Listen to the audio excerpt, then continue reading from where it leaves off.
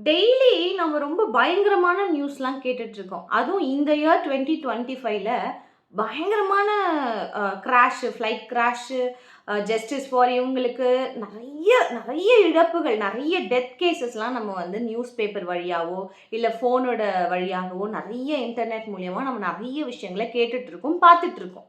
ஆனா, நம்ப ஜீவனோட இருக்கோம். அதுக்கு காரணம் என்னன்னு ஒரு விஷயம் யோசிச்சு பார்த்துருக்கிறீங்களா? ஏன் நம்ம இன்னும் ஜீவனோட இருக்கிறோம்? நமக்கு எந்த சேதமும் வரல அப்டின்னா, கர்த்தரோட கிருபை ரொம்ப ரொம்ப ரொம்ப அதிகமா நம்ம மேல இருக்கு.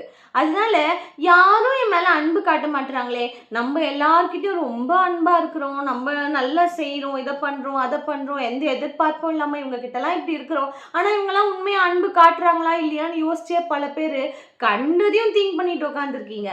நான் உங்களுக்கு ஒண்ணு சொல்றேன். நம்ம மேல ரொம்ப அதிகமா அன்பு காட்டுனதுனால தான் இன்னைக்கும் நம்ம ஜீவனோட இருக்கிறோம். இந்த மோசமான உலகத்துல டெய்லி நம்மள காலையில விழிக்க செய்கிறாரு. அவரோட கிருபை ரொம்ப பெருசுங்க. அவருடைய அன்பு அத விட ரொம்ப பெருசுங்க. அந்த அன்ப நெனச்சு நெனச்சு டெய்லி நன்றி சொல்றத செய்யாம, தேவையில்லாம யாரும் நம்ம மேல அன்பு காட்ட மாட்றாங்க, நம்மள நேசிக்க மாட்றாங்க, நமக்கு இது நடக்கல, அது நடக்கலன்னு குறைகளெல்லாம் யோசிக்கிறத நிறுத்திட்டு கர்த்தர் நம்ம மேல அன்பா இருக்கிறாரு. டெய்லி நம்ம ஜீவனோட இருக்கிறோம். எவ்ளோ பெரிய விஷயம்னு ஒவ்வொரு நாளும் அவருக்கு நன்றி சொல்லி பாருங்களேன். இன்னும் மிகுந்த சந்தோஷம் நம்ம இருதயத்துல காணப்படும். ஆமென்.